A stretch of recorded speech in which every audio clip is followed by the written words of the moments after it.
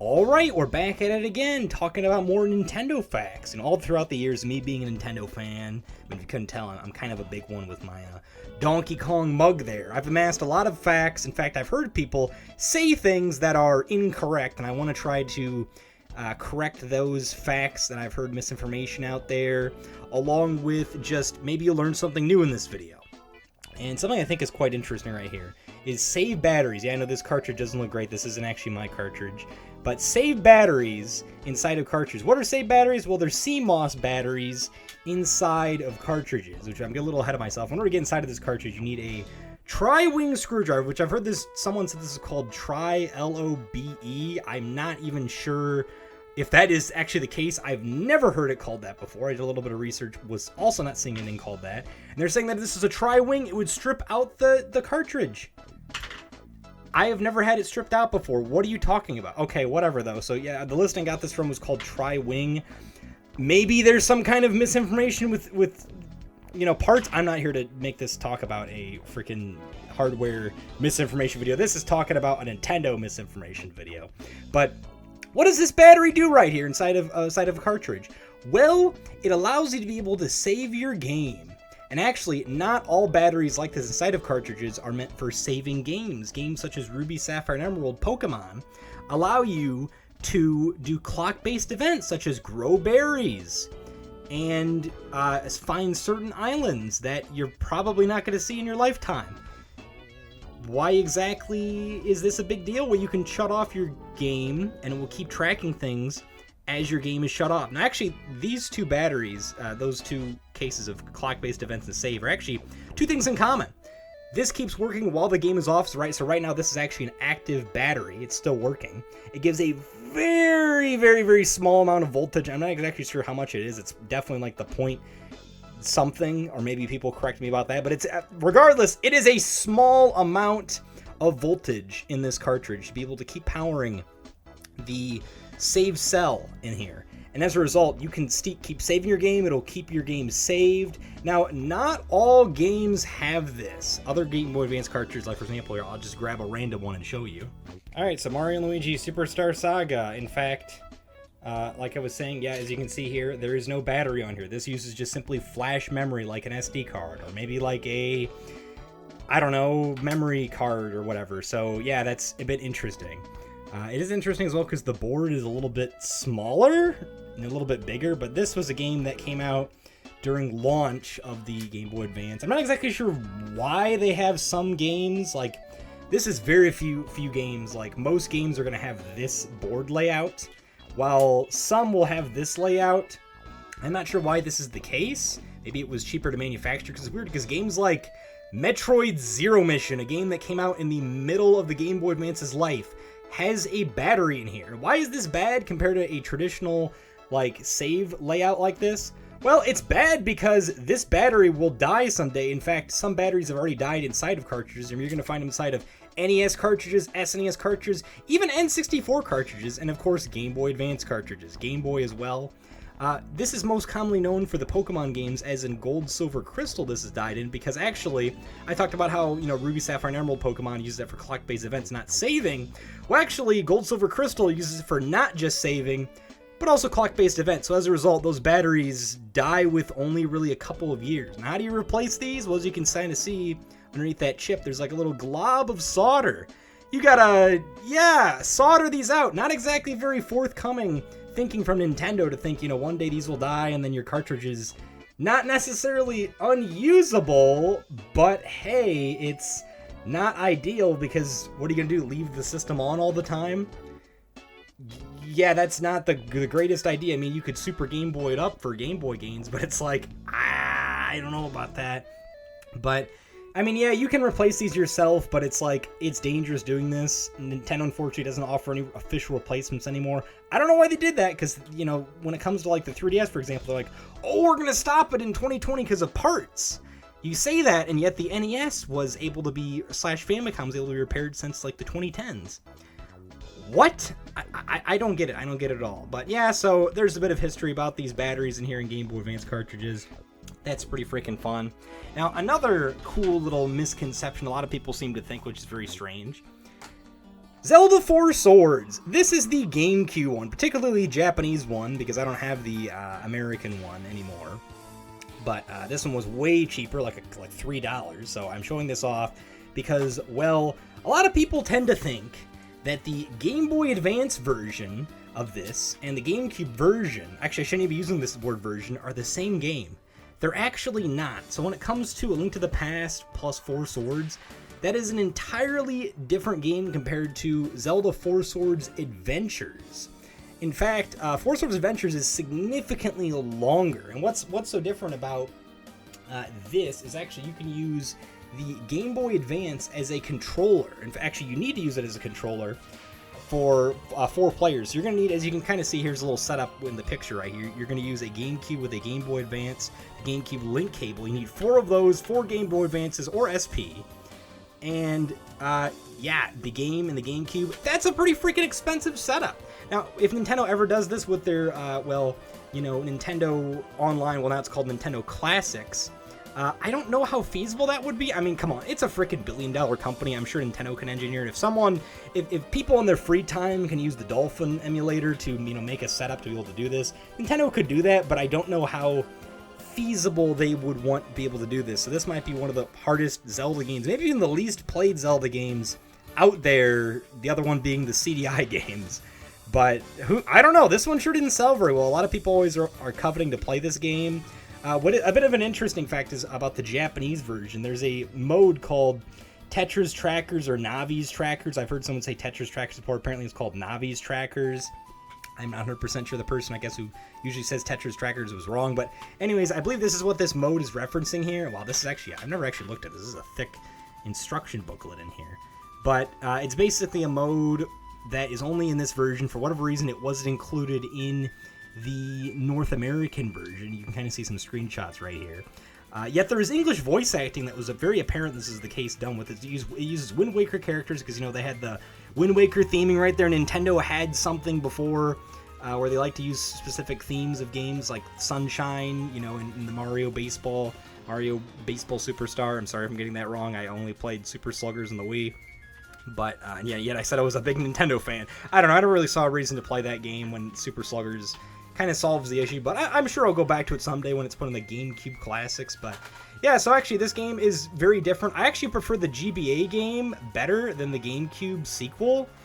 Why is that the case? Well, it's just too complicated to set this up, and by the time everyone gets this set up, it just, I don't know, it's kind of boring. I probably offended like 90 people out there saying that. I'm sorry, but it's like, maybe I'll enjoy the Navi's Tracker mode better because I've never actually done it before, and I have to lug some people around to be able to do it, or I could play it by myself, because I'll be honest, people suck, and it's sometimes better to just do things by yourself. So yeah, anyways, moving on. Speaking of Nintendo Online, because we'll talk about this really quick.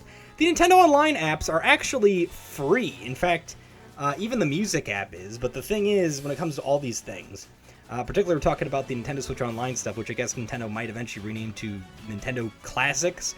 Way better name, by the way, than Nintendo Switch Online, because it's just like, that doesn't, you know, state these games very well. Granted, you can, you know, you use them online for online gameplay, but actually, there's an offline mode as well. As in, like, you can just simply download any of these apps, and in order to use them, you need these subscriptions. You can get these apps for free, all of them. The N64, I'm sure even the GameCube one that comes out, NES, Sega Genesis, you know, N64, all that stuff. You know, all these apps, right? You need them for free, but you can't can't use them because the memberships use a sort of, you know, license code, and what it does is every few days it will ping a server to see if you can actually use these apps on that select Nintendo account. And, you know, if you're still paying for the you know, membership, or you have access to it still, whatever it may be, you can access that, and then every couple of days it will do that again to ensure you have that. This is the way Nintendo ensures, not only, of course, for people to not be able to get away, because actually downloading these games, these applications, all of the data is on the apps themselves. So you can actually get free updates for these, just you can't use them without paying the membership. And in fact, the reason why they usually they have this pinging system is because you can actually play these games offline for a few days. I guess it kind of varies. I thought it was always 3 days from my experience. Maybe it's more, maybe it's less. But let's say you're out in the woods, you want to play, I don't know, Super Mario World or Super Mario Land 2.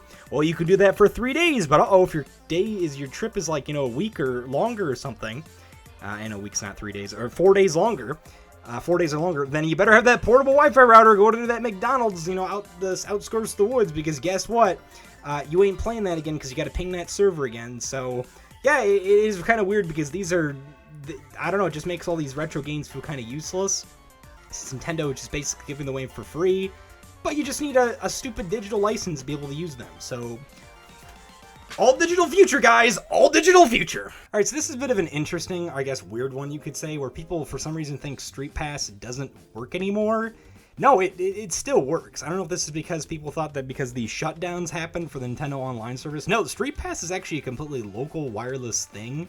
Not even technically that, just simply something kind of similar to Join Avenue in Pokemon Black and White 2, where you can walk around, interact with other people, exchange data, exchange Miis, exchange, I guess, save files? It's a little bit harder to simply explain rather than doing it, but Street Pass is something that's very addictive and something that Nintendo, it was a large feature coveted to come back to the Switch and Switch 2, but it doesn't seem like it is, so I don't know, it's entirely possible to bring it back with an update someday, but it's honestly a really cool feature that makes the 3DS in itself honestly raise the value of the system.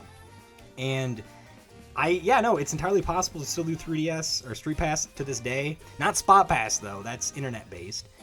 Unless you use some kind of third-party application like Pretendo. I don't even know if that's been patched to do that yet, but maybe to an extent, at the very least. But when it comes to Street Pass, people still do conventions all the time with different Street Pass meetups and all that fun stuff. It's honestly pretty freaking cool. I still do it myself. I wasn't as big into it because, well, there wasn't a whole lot of people I knew with the 3DS, but when I was able to do it, I was able to Street Pass people, so yeah, that was always fun to do. In fact, I guess a bit of an extra disclaimer, you can still do local wireless games such as Luigi's Mansion Dark Moon, such as Kid Icarus Uprising, such as, well, even PictoChat on the DS. So all that stuff will still work as long as there's at least 2 DS systems out there still. Actually, you can still access it. It just, well, you won't be able to do anything with it unless there's another person out there. A little bit more that you can say than about the Nintendo Online services, or internet, I guess, but whatever. Speaking of the Nintendo Online services, there actually are some that still work to an extent. As in, like, well, for one I completely forgot to talk about last time was, which I'm surprised no one mentioned to me, was Pokemon Bank and Pokemon Transporter. Those still work to this day, and it's a little interesting. I was actually checking them out. And what is cool is it shows like the free trial pass, which is actually not a free trial. It's supposed to be a paid application, but because you can't add funds anymore to your account, Nintendo has made Bank a free service, which was really weird because it was technically Nintendo's like first paid service for like, $5 a year, and that's honestly really cheap. So as a kid, granted, you didn't have a whole lot of money, but if you say, hey, Mom, can I have a $10 eShop card? And then, Pokemon Bank, it actually says for free trial, it's just like a question mark 81, I believe, and it's really strange. It's basically, like, what that means is it's an indefinite free trial, and it works forever. Nintendo has made that work because, well, yeah, the online services don't work anymore. And, you can't pay for that. And yeah, but actually those online services still work. You can still transfer Pokemon. You can still, to and fro from generations 3, 4, 5 up to 6. And 6 is also a bridge between a bridge of Pokemon Bank for 6 and 7. And of course 7 and 8 is bridged through Pokemon Bank. So really Bank is like a central hub.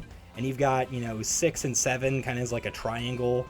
And then, Bank communicates with Home, so those two communicate as that way, and then Transport is kind of right here, so it communicates with 3, 4, and 5, and then, just basically pretend my little visualizer, maybe I should start using screws or circuit boards that just popped out of the freaking Game Boy Advance cartridge there, but I think you get the idea. And I'm glad it still works, Pokemon Bank, but it won't work forever, and that's going to be quite the crazy disaster once the bridges are severed for 6 and 7, and then 3 and 4 and 5 at least can still communicate, but 5 up to 6 and 7, that's going to be weird because 6 and 7 are going to basically be stranded, and I'm sure Pokemon won't really care because they'll just find some new way to bring all the old Pokemon back, and then you can just spend $80 for Generation 10. You know Game Freak's going to do something like that. Let's hope, since they're taking a while for the next generation, it's going to be 4K and pretty cool looking. Or they'll just reuse models again. I should stop talking about that. I'm going to start a huge debate in my comments. But hey, the shop channels do work. I've made an entire video about that as well, as I've said before. And you can still download things as you've purchased them before. So that's cool. When will Nintendo stop allowing you to re-download things? Eventually. Wouldn't be surprised me if they made a very short notice, if not a notice at all, because it's funny because the Wii Shop channel actually stopped working at one point. I believe it was last year or the year before, and Nintendo brought it up, and they just didn't really seem to care. That's how nonchalant they are about, like, oh, your digital goods, they could just disappear into the stratosphere, whatever. I don't really care a whole lot, but... that being said, then, let me know what you think about these common misconceptions. I guess another one I also have heard people say was Animal Crossing Amiibo Festival. That's not actually free. I checked it in the Wii U shop. I don't know how people thought the digital version was free. It was an actual physical game that you had to buy for $60. I hope no one actually bought it for $60. I got it as a gift, so I couldn't really tell you. With that being said, then, hope you all enjoy these common, correcting Nintendo misconceptions that, apparently are more incorrect than they might be out there. I hope you learned something new maybe as well. I actually want to try to make more larger, fully edited videos. I put up in the end card last video something I've done before. Check that video out if you'd like to see some type of content I like to get back to making, because, well, there's been a lot of complications with doing YouTube and stuff. It's actually, I don't know, people don't understand, like, oh, YouTuber, it's actually pretty easy, and it's actually pretty challenging at times. But I actually would like to try to re-edit a lot of those old videos I made before in that style. I just kind of brought them back randomly and had a fire under my butt and said, let's do that again. So I really appreciate everyone joining these videos. Check them out, check that one out, and I'll let you know when, or I guess I'll upload a new version of those in the future and make some new ones eventually. So with that being said, I hope you have a great rest of your night and day time zone, and I'll see you all later. Bye-bye. Have a good weekend.